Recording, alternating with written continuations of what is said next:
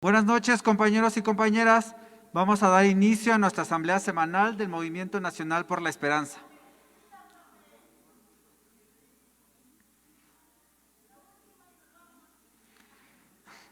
Ahorita que termine la reunión nos cantamos otras más, no se preocupen. Nos acompañan en este presidium el compañero dirigente en la Gustavo Madero, el compañero Francisco Romero,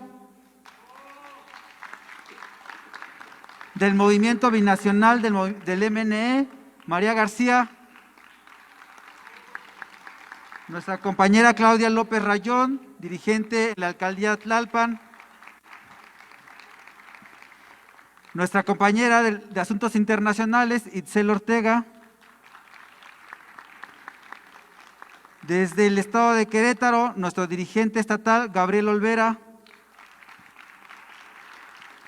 y desde luego, trabajando en su onomástico, nuestro dirigente nacional, el profesor René Bejarano Martínez. Para iniciar con nuestra ronda de participaciones, le cedemos el micrófono a nuestra compañera María García.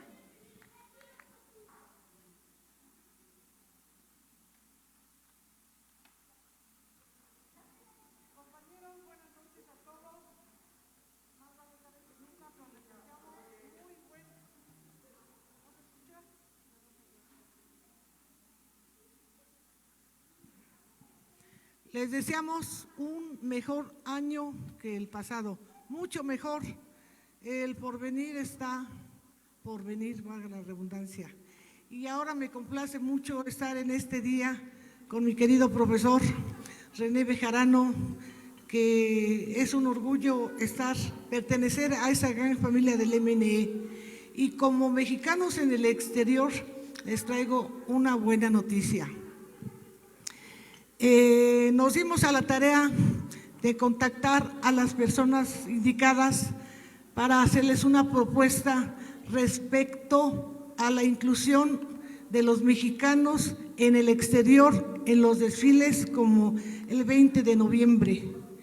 Y nos acaban de contestar, y voy a leer brevemente lo que nos contestó la Sedena, que para nosotros es de mucho orgullo que ya estemos más visibles y se nos estén incluyendo en estos desfiles de grandes carros temáticos en este tiempo, en esos eventos. De conformidad a lo establecido con los artículos tal y tal de la Constitución Política de los Estados Unidos Mexicanos y la Ley Federal de Procedimientos Administrativos, en relación a su escrito de fecha 22 de noviembre, se le otorga la respuesta siguiente. Se hace de su conocimiento que su petición será tomada en cuenta para el próximo desfile del 20 de noviembre de 22. O sea, vamos a estar representados los mexicanos en el exterior con un carro temático, y para nosotros es un gran orgullo que nos tomen en cuenta. Nos contesta el general de brigada del Estado Mayor, Guillermo Briceño Lovera, y pues es la noticia que les quería dar, que seguimos trabajando por nuestros derechos como mexicanos en el exterior y nuestras familias en territorio nacional. Muchas gracias, compañeros. Muchas gracias por esta noticia, compañera María. Y ahora, para continuar, le cedemos el micrófono a nuestra compañera Claudia López. Buenas noches, compañeros y compañeras del Movimiento Nacional por la Esperanza. Hoy voy a dar un mensaje breve, quisiera decir muchas cosas al profesor, pero bueno, ojalá el mensaje que voy a dar llegue a nuestros corazones y a su corazón. No voy a evocar por completo el famoso pensamiento del dramaturgo alemán Bertolt Brecht, solo diré que acompañamos este día y desde hace muchos años a quien encarna con precisión este apotegma, imprescindible en las luchas de izquierda mexicana y de amplio abanico que ha significado su transformación para llegar al poder político hegemónico nacional. El profesor René Bejarano es de los que ha acompañado la transformación del país antes de convertirse en la hoy multicitada, reconocida Cuarta Transformación. Su trayectoria expresa no solo los vaivenes de izquierda mexicana, también las personales, porque no hay vida política pública que no impacte o afecte en lo personal. Y de ahí el gran ejemplo de jamás dejarse vencer por la adversidad. En momentos donde muchos hubiéramos sucumbido, el esfuerzo, la tenacidad, la perseverancia, pero sobre todo la lucidez con la que aprecia el devenir de lo político, le permitió sobreponerse y alcanzar el sueño común de millones de mexicanos por abrazar un gobierno comprometido con los que menos tienen, con los olvidados, con los sojuzgados y poder un sentido diferente a sus vidas, que el final es por lo que hemos luchado tantos años. Gracias por sus consejos, enseñanzas, gracias por apoyar a centenas de mujeres y hombres para sumarse a la transformación del país. Larga vida al profesor René Bejarano, que viva el profesor René Bejarano, que viva el Movimiento Nacional por la Esperanza y que viva la Cuarta Transformación. ¡Que viva! Muchas gracias, compañera Claudia. Y ahora, para continuar con nuestra ronda de participaciones, le cedemos el micrófono a nuestra compañera Itzel Ortega.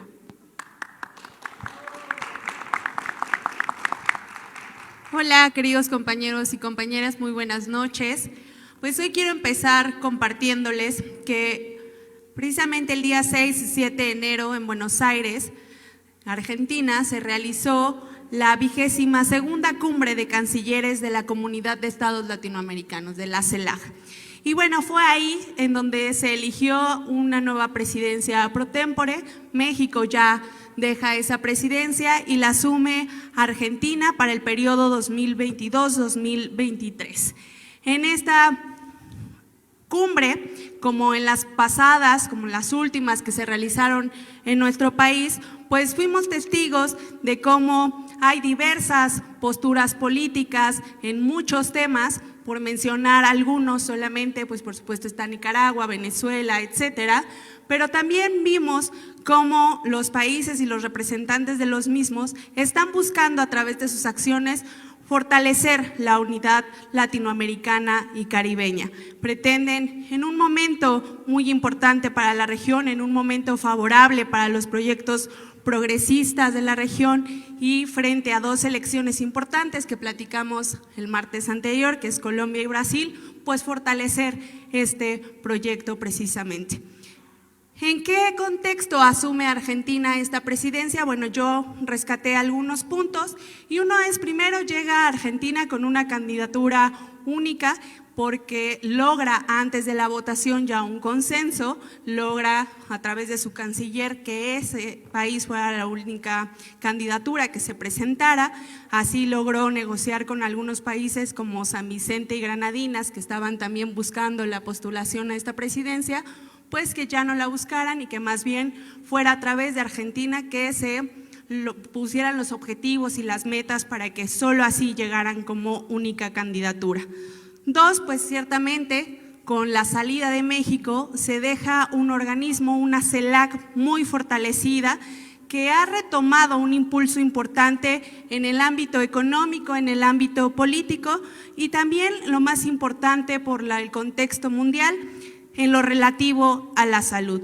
Entre los acuerdos que se alcanzaron con la presidencia de México, pues destacan, por ejemplo, la Agencia Latinoamericana y Caribeña del Espacio, el Fondo de Respuesta Integral a Desastres y también, por supuesto, la aprobación del Plan de Autosuficiencia Sanitaria presentada precisamente por el canciller mexicano Marcelo Ebrard y que fue altamente aprobada en la CELAC. Entonces, así es como la recibe Argentina, además de que, bueno, continuamos en esta tendencia favorable hacia la izquierda en la región. Chile se suma al grupo de los gobiernos progresistas que junto con México y Perú, pues están modificando esta correlación de fuerzas en la región, que fortalecen proyectos como la Alianza del Pacífico y que también, digamos, permiten desfondar y ya eliminar esos grupos, esos organismos que tanto han afectado a la región, como el Grupo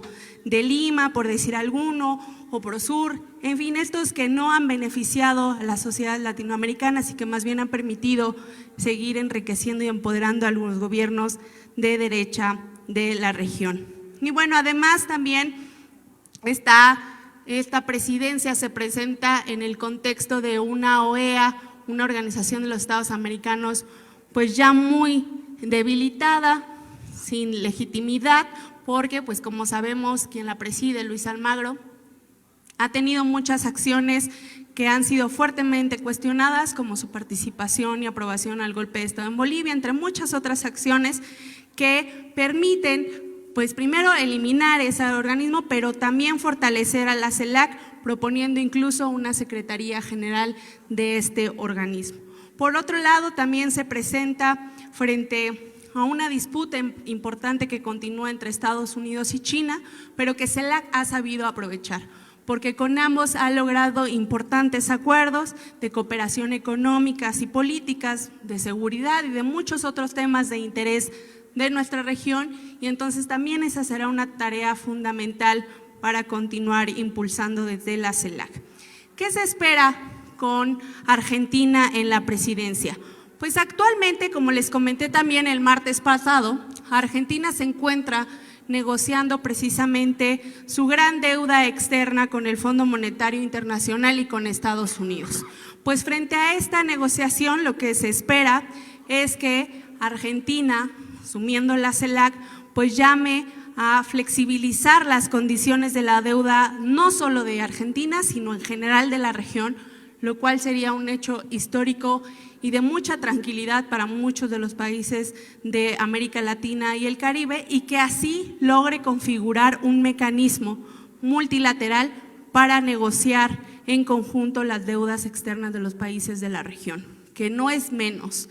Hay países como El Salvador que más del 90% de su PIB se va directo a deuda externa, es decir, no queda casi nada para poder ejecutar cosas dentro del país.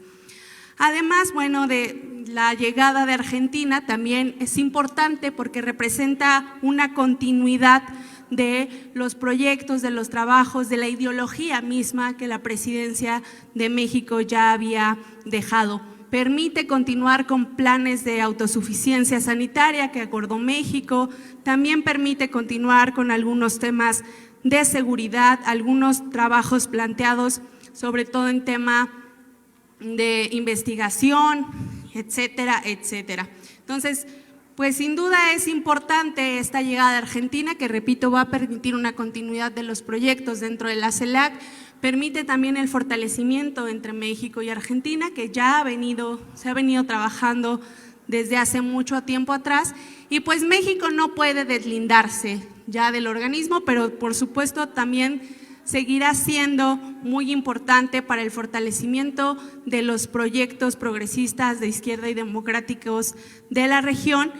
Tendrá que buscar o continuar consolidando este prestigio internacional y esta autoridad moral que ya se ha ganado México en el ámbito internacional, y en ese sentido es importante destacar, además de esta transición, pues muchas otras actividades que ha tenido México en este ámbito.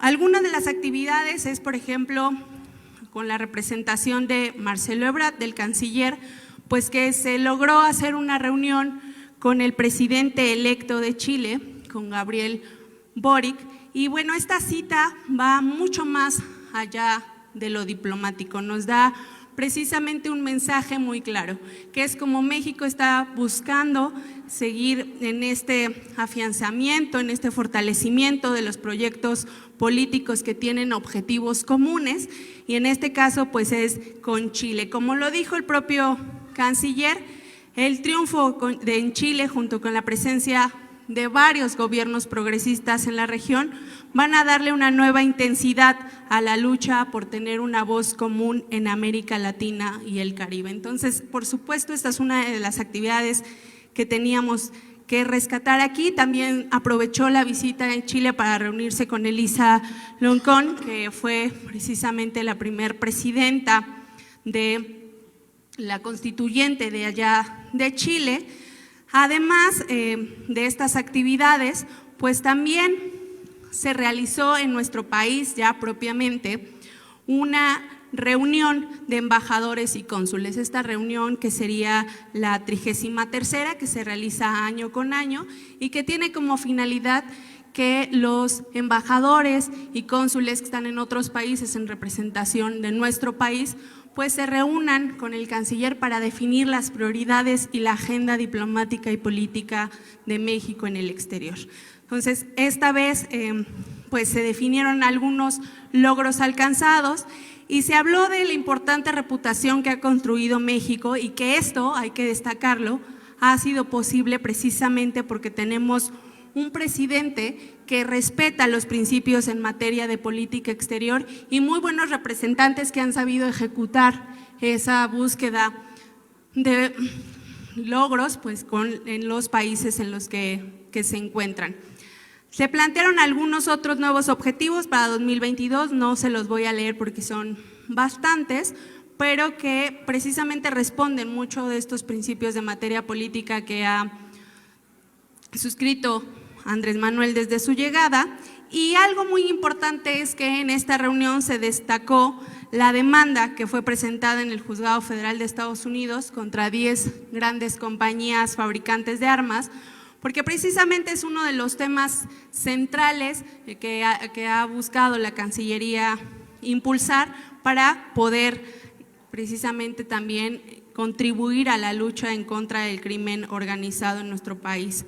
Además, bueno, de muchos otros temas que fueron desarrollados en diversos paneles. Por ejemplo, se habló de un panel de paz y seguridad, otro de programas sociales prioritarios, que lo destaco porque se expuso tal cual los programas que está impulsando el gobierno de la Cuarta Transformación, con la finalidad de que los embajadores y cónsules los den a conocer en los países en los que están, porque han resultado muy eficientes precisamente para combatir la pobreza y para dotar de una mejor vida a los ciudadanos mexicanos. Entonces, esa ha sido la finalidad de estos paneles, en específico de este programas sociales prioritarios.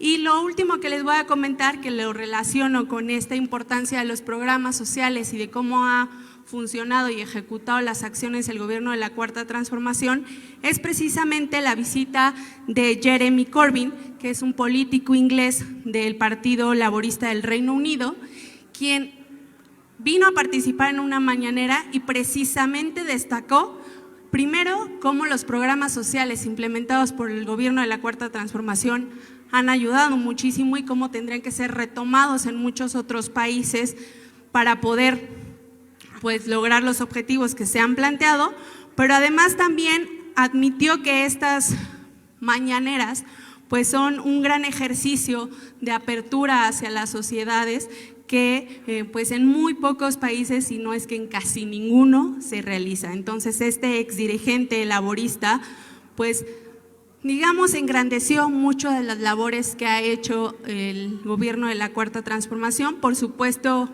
platicó de algunos problemas que tiene el país, pero repito, otra vez reconoció cómo el gobierno ha buscado enfrentarlos. Y por último, compartirles que la presidenta electa de Honduras, Xiomara Castro, hablando de la credibilidad y cómo los gobiernos están buscando precisamente, digamos, retomar algunas cosas de las que se están haciendo acá, pues ya decidió que su primer visita al exterior va a ser a México. Y este primer viaje, ya de una mandataria que va a estar en funciones, pues es profundamente simbólico. Esta decisión es muy importante porque le está dando primero pues un reconocimiento a lo que se está haciendo en este país y está transmitiendo un mensaje también importante que es cuál es su línea ideológica, cuál va a ser la línea ideológica que ella va a trabajar durante su mandato, cuál va a ser su línea política y también, pues, digamos, refuerza estas relaciones internacionales que están siendo y van a ser muy afín con México, con nuestro país y con el gobierno de la Cuarta Transformación. Entonces, enhorabuena por esta decisión y por todos estos reconocimientos internacionales que se están dando al trabajo del gobierno de la Cuarta Transformación y a nuestro país, a México. Entonces, muchas gracias y bonita noche a todos ustedes. Muchas gracias, Itzel. Antes de continuar, agradecer a todos los compañeros y compañeras que nos están viendo por las diferentes plataformas, por Zoom y por Facebook Live. Saludos a María Teresa Espinosa, al compañero Nilo Rodríguez, a Javier Romero, a Margarita Robles, a Mireya Mujica, al compañero Rafael Guerrero y a la compañera Socorro Ceseñas que nos están viendo, entre muchos otros más compañeros que nos están comentando y nos están viendo en estas plataformas. Ahora le cedemos el micrófono a nuestro dirigente nacional, al profesor René Bejarano Martínez. Muchas gracias, Miguel. Gracias a las compañeras y compañeros integrantes de esta mesa de presidium de la Asamblea Semanal del MNE correspondiente a este martes 11 de enero del 2022, a Francisco Romero, a María García, a Claudia López, a Itzel Ortega, al compañero Gabriel Olvera de Querétaro y desde luego a Miguel, así como a todas y a todos ustedes que están aquí presentes y a todas las compañeras y compañeros que están conectados en todo el país. Estamos en la Ciudad de México y como es costumbre, le seguimos dando seguimiento a la pandemia que entró en una fase diferente. Estamos ya con un récord de casos a nivel mundial de 305, casi 304 millones de personas y estamos por llegar a 5,5 millones de personas que han muerto como consecuencia de esta calamidad. En el mundo se han aplicado casi 9,500 dosis de vacunas. En México se superó la cifra de 4 millones de casos y también se superó la cifra, como lo veníamos prediciendo, de más de 300,000 fallecimientos, sin contar los que por otras enfermedades y mezcladas con el COVID también han fallecido. La pandemia, como ya lo sabemos, tiene un repunte. En esta gráfica se observa este nivel de recuperación de los contagios. Se encuentra la primera, la segunda, la tercera y esta cuarta oleada que está en ascenso. Es algo que hubiéramos querido que no se presentara, pero es un fenómeno mundial. México ha hecho un esfuerzo muy importante de vacunación y sin embargo, pues todavía se tiene este problema, aunque hay una diferencia con respecto a las otras oleadas. En este caso, si bien el contagio es mayor, los efectos se están resintiendo menos. No se observa un repunte significativo similar al de otras oleadas en hospitalizaciones y en fallecimientos. Y eso sin duda tiene que ver con las casi 150 millones de dosis de vacunas que se han aplicado en México y las que se siguen aplicando en primera, segunda y hasta tercera dosis según el grupo de edad y las marcas de las vacunas. La ocupación de camas generales es del 21% y del 14% con ventilador. Tenemos esta evidencia de la mortalidad por semana epidemiológica. A pesar de que hay un repunte en los contagios, no lo hay en los fallecimientos. Eso no quiere decir que nos confiemos, tenemos que seguir tomando las medidas de contingencia sanitaria. A final del año habíamos pensado en hacer una asamblea muy numerosa el día de hoy, con una gran cantidad de invitados, pero no había condiciones para eso y por eso pues tenemos una asistencia restringida. En el país, como les decía, ya son 152 millones de dosis, más de 152 millones de dosis aplicadas, con esquema completo, el 91%, el 9% con 9 esquemas y ya tenemos casi 82 millones y medio de personas que de alguna u otra manera están inmunizados. En las entidades también se ha logrado un avance significativo. Hay algunas que tienen un rezago, como es el caso de Veracruz, de Guerrero, de Oaxaca, pero ya tiene un porcentaje de cobertura mayor que México. No es una nación desarrollada y sin embargo es de los países que más vacunas ha aplicado comparado con otros del mundo y de nuestro continente. Siguen recibiéndose dosis de las diversas marcas con los diversos mecanismos que se han venido aplicando. Ahí están las estadísticas y observamos también que, pues, como consecuencia de los contagios, algunas entidades han dejado de tener el semáforo verde y se han regresado ya sea al semáforo amarillo o al semáforo naranja. Por fortuna todavía ninguna está en semáforo rojo, pero pues tenemos que estar atentos a lo que suceda en las próximas semanas. Debido a que la variante Omicron se transmite muy rápido y tiene un aumento explosivo, es de esperar que la cuarta ola de la pandemia disminuya en febrero con la misma velocidad, aunque existe siempre la posibilidad de que surjan factores que modifiquen la tendencia de los contagios, entre ellos nuevas mutaciones del virus, advirtió el investigador Gustavo Reyes Terán.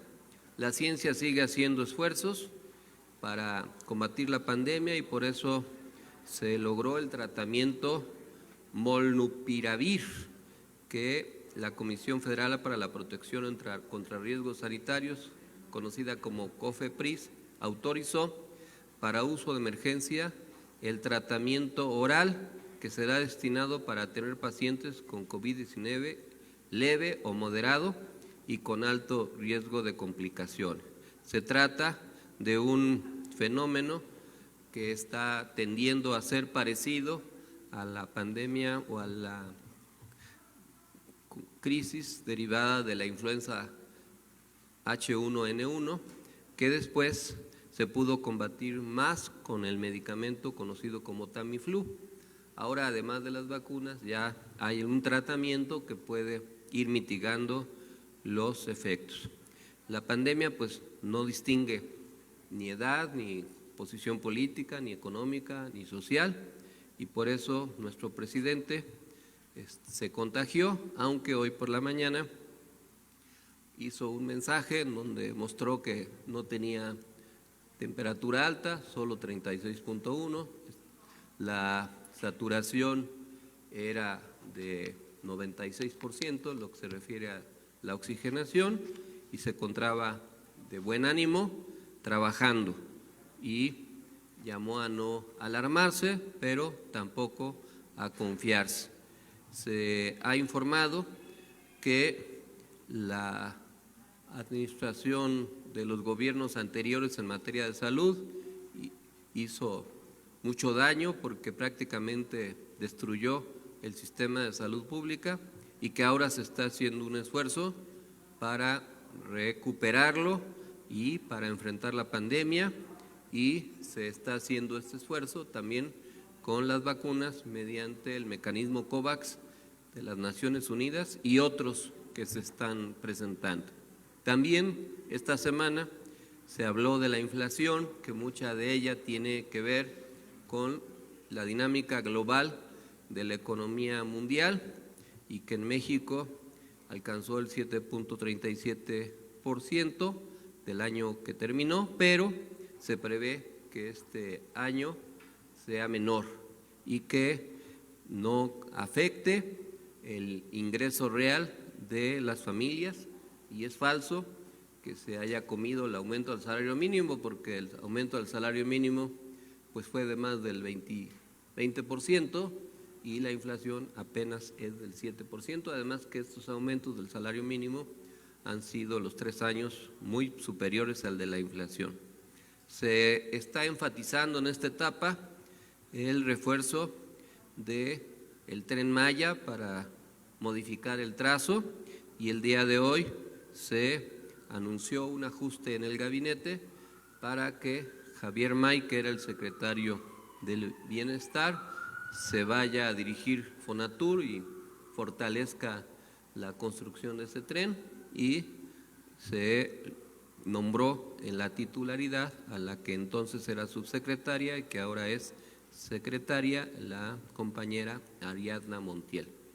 En lo que se refiere al tema de la seguridad, el presidente expresó su confianza en los acuerdos con la DEA, en el sentido de que una buena relación y buenas actitudes. En esta semana, pues también se dio a conocer que un juez finalmente otorgó órdenes de aprehensión en contra del Chapo Guzmán y exfuncionarios de seguridad del gobierno calderonista que estuvieron involucrados en el operativo Rápido y Furioso, que se refería a la importación ilegal de más de 2,000 armas de fuego que se utilizaron y se siguen utilizando en diversos crímenes. En lo que se refiere a la reactivación económica, se sigue avanzando en la misma, en acuerdos con el sector empresarial, en particular con el Consejo Coordinador Empresarial, encabezado por Carlos Salazar Lomelín. También en esta semana pues se están definiendo aspectos vinculados a la lucha electoral y se firmó una alianza con Fuerza por México, que es un partido que no alcanzó el registro nacional, pero alcanzó registro local en algunas entidades, y de las 6 donde alcanzó registro, pues va a ir aliado con Morena en las próximas elecciones de las seis gobernaturas que están en juego. Y como mencionaba, se hizo un ajuste en el gabinete, Ariadna Montiel va a la Secretaría del Bienestar, Rocío García a la subsecretaría, Rogelio Jiménez pasa a ser subsecretario de Transportes, Javier May, director general de Fonatur, Carlos Morán Moguel, nuevo director del Aeropuerto Internacional de la Ciudad de México. Ya la compañera Itzel habló de la visita de Jeremy Corbyn, que resaltó la importancia de las mañaneras y la buena relación con el presidente del país. También se habló de la agenda en el Cono Sur, de la visita de Marcelo Ebrard al presidente electo de Chile, Gabriel Boric, al encuentro con el ministro de Economía de Argentina, a la reunión con Elisa Lonco, presidenta de la Convención Constituyente de Chile, que es una presidenta de los pueblos originarios, y como ya se mencionó, se hizo el relevo y se agradeció la buena gestión del gobierno mexicano en materia de conducción de la Comunidad de Estados Latinoamericanos y del Caribe, mejor conocidas como la CELAC, y también se hizo la reunión de embajadores y cónsules que ya explicó Itzel.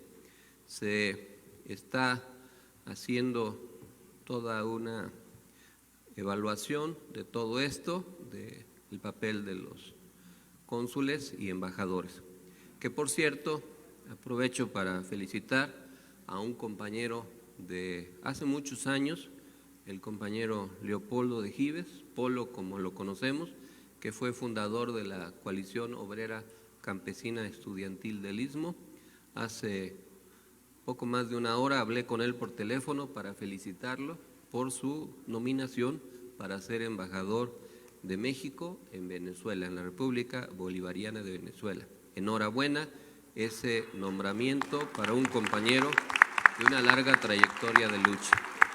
Aquí, como cada semana, les mandamos los temas que suman y restan de los diversos aspectos según el debate ideológico y político. No me voy a detener en eso, pero también resaltar que a pesar de un pequeño descenso, el porcentaje de aprobación de nuestro presidente sigue siendo muy alto y se hace un desglose de los temas donde hay mejor desempeño, mediano y no tan bueno, pero en general se encuentra en un nivel de aprobación del 66%, solo un punto menos del punto más alto desde que tomó posesión nuestro presidente en febrero del 19.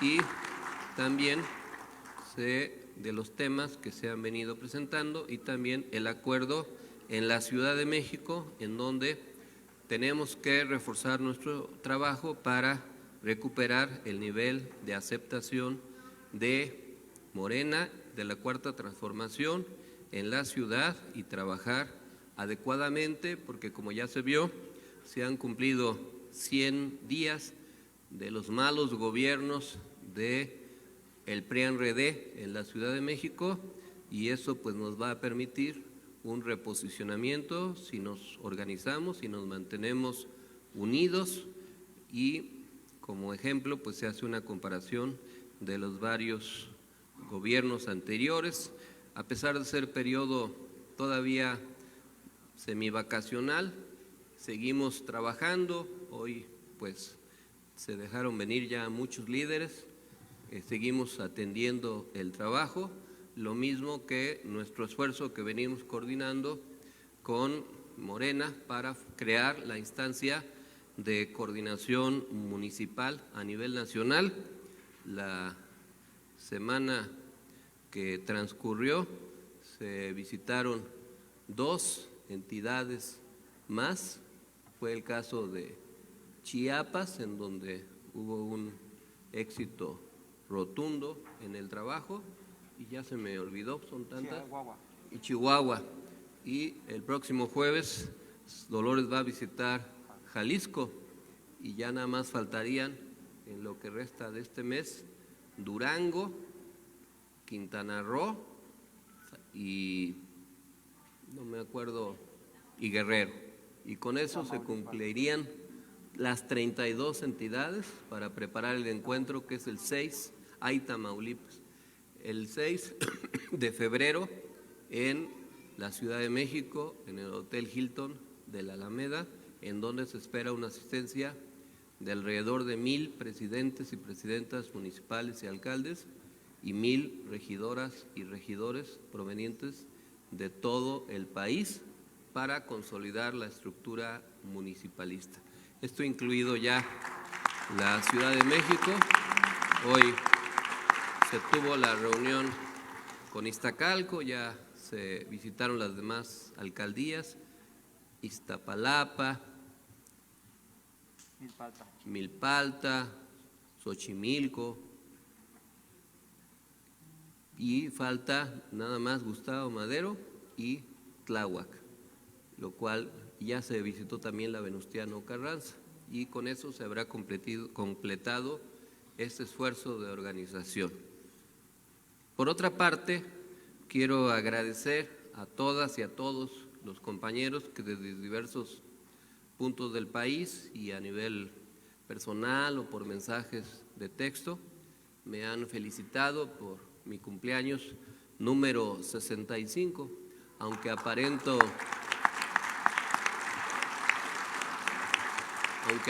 64 años y 11 meses, pues igual les agradezco los buenos deseos de felicitación, y quiero hacer un breve recuento porque para mí es importante, no por un interés para satisfacer mi ego, sino por una definición política. No hay que dejar que los adversarios nos impongan la versión de uno mismo. Hay que reivindicar y reivindicarse sin dejar de ser críticos y autocríticos lo que uno ha sido, lo que se ha hecho bien o mal, y siempre tratar de ser mejor.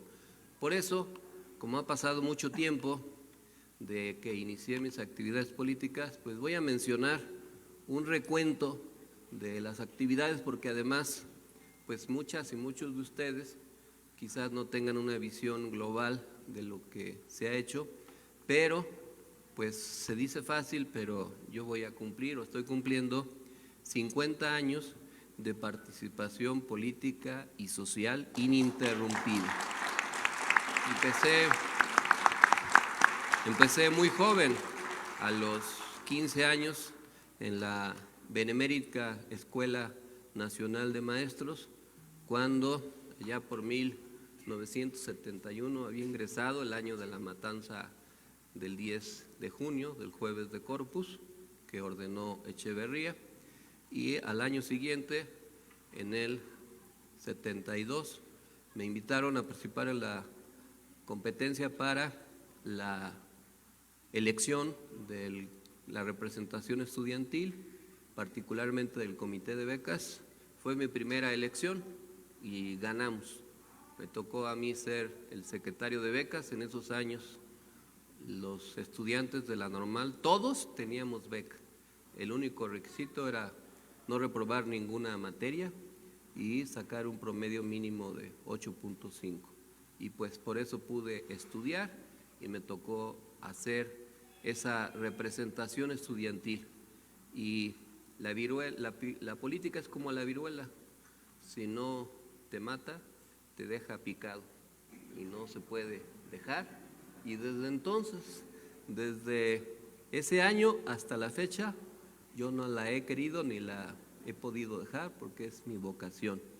Pero ha sido un esfuerzo muy sistemático que tiene que ver con las decisiones que uno toma. Me tocó ser dirigente estudiantil ahí en la normal, también fui dirigente estudiantil en mi paso por la Universidad Autónoma Metropolitana. Alguna vez hicimos un paro incluso en esa universidad, en el plantel Iztapalapa, en apoyo al CITUAM. Me tocó hacer mi servicio social, dándole clases de educación abierta a los trabajadores de intendencia de ese plantel. Y luego, al paso de los años, pues siempre he sido solidario con los movimientos estudiantiles, particularmente con el CEU, que muchos compañeros se formaron en ese movimiento, después con el CGH, el Consejo General de Huelga de la UNAM, y posteriormente con la Coordinadora Estudiantil Politécnica. Esta vocación tiene que ver con nuestros orígenes. Yo vengo de una familia pobre, de origen popular. Mi padre fue michoacano, mi madre poblana, mi padre de Uruapan, Michoacán, mi madre de Acatzingo, Puebla. Mi familia fue de 7 hombres y 2 mujeres. Las 2 mujeres fueron hijas de un primer matrimonio de mi papá, y en segundo matrimonio con mi mamá. Mi madre tuvo 7 hijos, yo fui el 6º del 7. Viví mi infancia en la colonia Martín Carrera, ahí estudié la educación primaria en la escuela Juana de Asbaje, y después estudié la secundaria en la número 58 en la colonia Casas Alemán, también de la Gustavo Madero. Era una colonia, la Martín Carrera, pues sin calles pavimentadas, sin drenaje, sin agua, sin luz, pero pues ahí nos tocó vivir y ahí nos tocó crecer. Conservo muy buenos recuerdos de esa infancia y de la adolescencia. En el marco del movimiento del 68, yo tenía 11 años cuando se dio ese movimiento, y 3 años después, 14, cuando se dio la matanza del Jueves de Corpus, pero de alguna manera u otra estuve ligado. Y decidí ser maestro por vocación, y creo que es lo que siempre he sido, ya sea dando clases escolares en diversos niveles o todos los días en la actividad política, porque yo me asumo como profesor, y un profesor pues siempre lo es y siempre trata de enseñar, de transmitir conocimientos. Yo fui maestro de educación primaria a los 18 años, trabajé en la escuela Gertrudis Armendáriz de Hidalgo, allá en Cuautepec de Madero, también de la Gustavo Madero, de 1975 a 1979. Como terminé rápido mis estudios de economía, fui profesor de economía en la UAM Iztapalapa, cuando pues apenas tenía 21 años, y trabajé ahí 8 años, de 1978 a 86. Y después también fui profesor de economía en la Escuela Superior de Turismo del Instituto Politécnico Nacional. De 10 años trabajé ahí, de 1981 a 1991. He dado cursos, seminarios, talleres, conferencias, pláticas de formación política, todos los días y toda la vida. Soy economista, estudio permanentemente la situación económica nacional e internacional, he escrito múltiples documentos al respecto y muchos materiales legislativos, he participado ya sea como autor o colaborador en libros, revistas y folletos.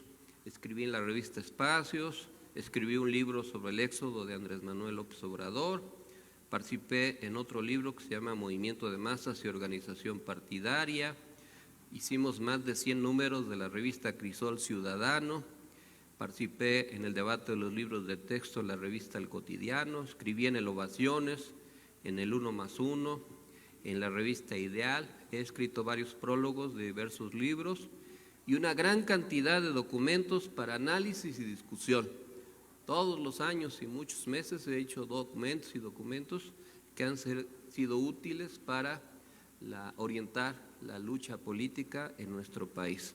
He sido sindicalista, fui secretario general de mi delegación en la primaria, la D348, de la sección 9 del CENTE, participé en el bloque de las delegaciones democráticas de la novena, de 1975 a 79, fui fundador de la CENTE y participé en la Coordinadora Nacional de Trabajadores de la Educación, de 1979 al 91, fui integrante de su comisión permanente, de la comisión promotora de las secciones 9 y 10, hice muchos brigadeos en todo el país, participé en las oleadas magisteriales del 80 y 81, en la primavera magisterial del 89 que propició la caída del cacique Carlos Jongitud Barrios, y fui participante en la comisión ejecutiva de la sección 10 del CENTE del 89 al 91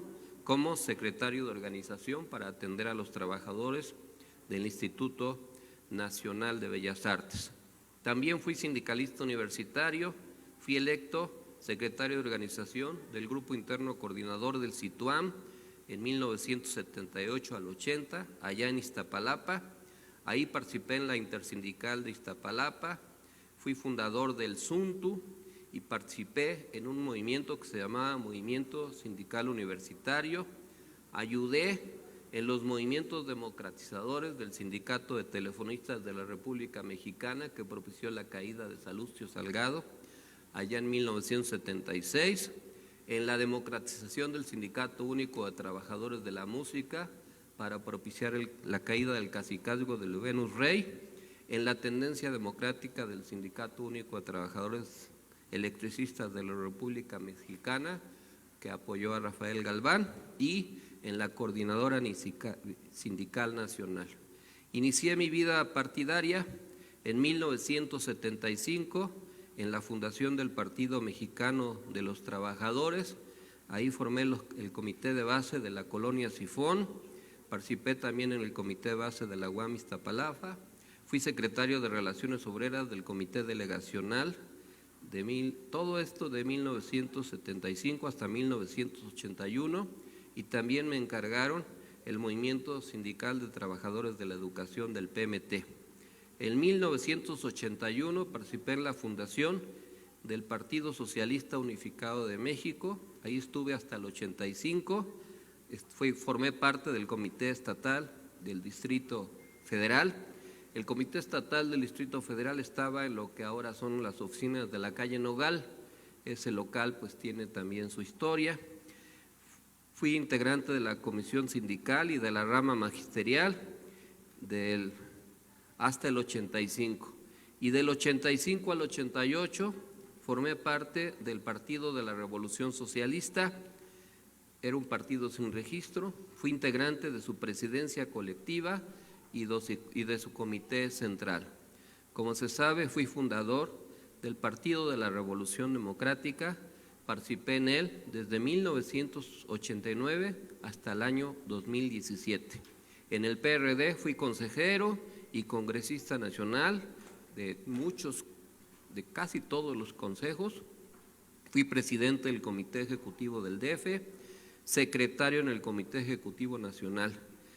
Formamos la coordinadora, la Corriente de Izquierda Democrática, que se conoció como CID, y después la IDN, la Izquierda Democrática Nacional. Contribuimos al empoderamiento de cientos de líderes, hombres y mujeres, legisladores locales y federales, síndicos, regidores, alcaldes, presidentes municipales, senadores y líderes partidistas. Larga sería la lista de nombrar a todas y a todos los que de alguna u otra manera nuestro trabajo sirvió para empoderar de muchas maneras. Fuimos partícipes de la campaña de Andrés Manuel López Obrador para que fuera presidente del PRD allá en 1995. Después me tocó participar directamente en la coordinación de la campaña de Cuauhtémoc Cárdenas en el 97 para que fuera jefe de gobierno, y después en la coordinación de la campaña de Andrés Manuel López Obrador en el 2000 para que fuera jefe de gobierno. Dimos siempre una batalla, siendo la izquierda del partido, contra el Pacto por México en todo ese periodo. Y por eso fue que en septiembre del 2017 nos separamos del PRD para ir a formar parte de todo ese gran movimiento en el Movimiento de Regeneración Nacional, y el triunfo del 2018 y el impulso de la Cuarta Transformación son parte de un esfuerzo de varias décadas, de más de 4 décadas de trabajo de organización política y partidaria. He sido dirigente ciudadano y del movimiento urbano popular. Desde aquella época en que di clases de alfabetización en la colonia Sifón de Iztapalapa en 1977, la participación en el movimiento de los damnificados del 85 a través de la Unión Popular Nueva Tenochtitlan y de la Coordinadora Única de Damnificados de 1985 al 89. En 1995 formamos el Movimiento Ciudadano, que no tiene nada que ver con el partido que ahora se llama así, sino fue una estructura civil para participar en las elecciones vecinales de aquel año. Quiero recordar que en aquel año, en 1995, se eligieron 300 consejeros ciudadanos. El PRI gobernaba toda la ciudad y nosotros, a través del Movimiento Ciudadano, ganamos 100 áreas vecinales de 300, gracias al esfuerzo y al trabajo de coordinación. Luego, en 1999, en las elecciones por colonia, ganamos muchas presidencias de colonia, y en junio consolidamos una estructura que fue muy útil para las elecciones del año siguiente, en el 2000. Gracias en mucho a ello y a otros esfuerzos, logramos que en la campaña de López Obrador para jefe de gobierno se hicieran 1000 actos en otras tantas colonias de la Ciudad de México. Ninguna otra campaña ha hecho ese esfuerzo de ese tipo. He participado en múltiples esfuerzos de apoyo a las mujeres. Siempre me he asumido como feminista. Desde siempre hemos apoyado prioritariamente a las mujeres en sus demandas y mi vida está marcada por 4 grandes mujeres. Mi madre Corazón, que nos abandonó físicamente hace 4 años, mi compañera Dolores y mis 2 hijas, Selene y Celeste. Por convicción he sido feminista y creo que la Cuarta Transformación es feminista y si no, no lo será. También he sido legislador, diputado federal de 1991 al 94, del 2003 al 2004 fui diputado local, presidente de la Comisión de Gobierno de la Asamblea, entonces Asamblea Legislativa de la Ciudad de México. He sido funcionario público, me tocó ser de 1997 a 99 director general de gobierno, gracias al apoyo del ingeniero Cárdenas, y de 2000 al 2003 secretario particular de Andrés Manuel López Obrador. En el año 2004 me convertí en un rehén político durante el episodio de los videoescándalos. Se trató de que yo me quebrara, me doblara y que incriminara falsamente a López Obrador para que supuestamente yo resultara salvado, pero traicionara mis ideales y mis principios.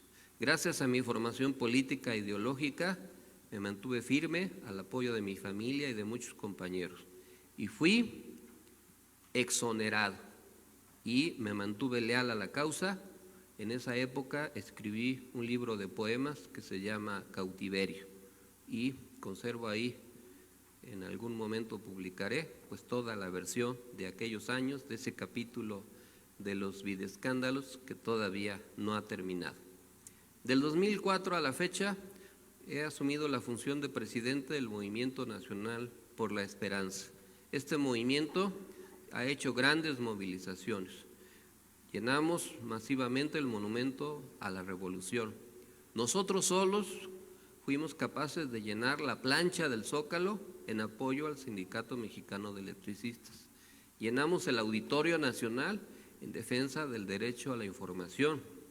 Fuimos también protagonistas de un lleno total del Palacio del Arte en Michoacán, del Auditorio de la Guelaguetza en favor de los maestros democráticos en Oaxaca.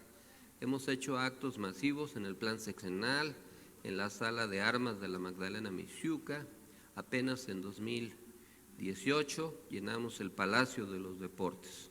El trabajo del MNE con los sectores ha abarcado a niñas y niños, a jóvenes, mujeres, a la diversidad, al bloque urbano popular, a los deportistas, a los pueblos originarios, a los sindicalistas, a los maestros, los trabajadores no asalariados, en la defensa de los derechos humanos, en el movimiento animalista, ambientalista, y hemos hecho muchas escuelas de formación política e ideológica, trabajo en redes sociales, en la lucha por la paz, por la justicia y la dignidad. Por ejemplo, hicimos un evento muy importante en el Teatro Metropolitan. En aquel evento recuerdo que la oradora principal fue la maestra Estela Ríos, que ahora es consejera jurídica del gobierno de López Obrador. Tenemos un movimiento municipalista que está hecho en base a la gestión y organización en más de 1000 municipios de las 32 entidades. El trabajo del MNE ha dejado su huella en obras de pavimentación, carreteras, gimnasios, deportivos, casas de la cultura, escuelas, palacios municipales, plazas públicas, mercados, etcétera. Hemos apoyado a empresarios. Nuestro trabajo nunca ha sido fuera de la línea política de la izquierda. Por eso apoyamos las campañas presidenciales del 2006, del 2012 y del 2018. Hemos defendido el Estado laico y la participación en el movimiento de los cristianos comprometidos con las luchas populares. A través del Movimiento Binacional por la Esperanza, hemos hecho trabajo en Estados Unidos, en Canadá, en favor de los migrantes. Visitamos varias ciudades de California, Nueva York, Washington, Texas, etcétera. Hemos sido internacionalistas, participamos en el Foro de Sao Paulo, en los seminarios internacionales del PT y hemos logrado un trabajo permanente. Lo hicimos en las elecciones locales en el 2019, que hicimos otro recorrido nacional. Durante la época de la pandemia adecuamos nuestros tiempos a la pandemia y nuestro método de trabajo, pero eso no nos ha impedido trabajar, lo hemos seguido haciendo. Estoy consciente de que este pequeño recuento es apenas un esbozo de 50 años. Ahí están muchos testigos. Sería muy largo mencionar a compañeras y compañeros que en diversas etapas de mi vida política han compartido experiencias. No guardo rencores ni resentimientos. La política es una actividad cambiante, dinámica, en donde hay compañeras y compañeros que nos acompañan durante toda la vida. Hay unos que son de coyuntura, de temporada, pero lo importante es ser leal a uno mismo, mantenerse leales a un proyecto y una causa. Nuestra historia está inscrita en la historia política del país y no tenemos de qué avergonzarnos. Somos un movimiento ejemplar, congruente, leal, que ha sabido dar buenos resultados toda la vida. No vamos a dejar de luchar nunca. Conservo gran cantidad de energía, agradezco a la naturaleza mi buena salud, soy fuerte y me ha permitido eso sobrevivir a muchas compañeras y compañeros. Recuerdo con nostalgia a muchas mujeres y hombres que ya no están con nosotros, que vivieron diversos momentos y épocas que no puedo dejar de recordar permanentemente. Pero estoy consciente de que lo más importante está por venir. No puede uno anclarse en el pasado y vivir de lo que ya fue, sino de lo que somos, pero principalmente de lo que vamos a hacer. ¿Y qué vamos a hacer? Pues seguir haciendo historia. Vamos a seguir en la continuidad de la Cuarta Transformación. Vamos a avanzar en la nueva esperanza por el buen vivir. Vamos a seguir dando ejemplos de lealtad, de entrega, de compromiso, de disciplina, de autocrítica cuando sea necesario. Los estigmas que nos han endilgado, la satanización, la persecución ideológica y política, sí nos ha lastimado, pero no nos ha destruido. La vida es una batalla permanente para levantarse cuando uno cae y seguir adelante.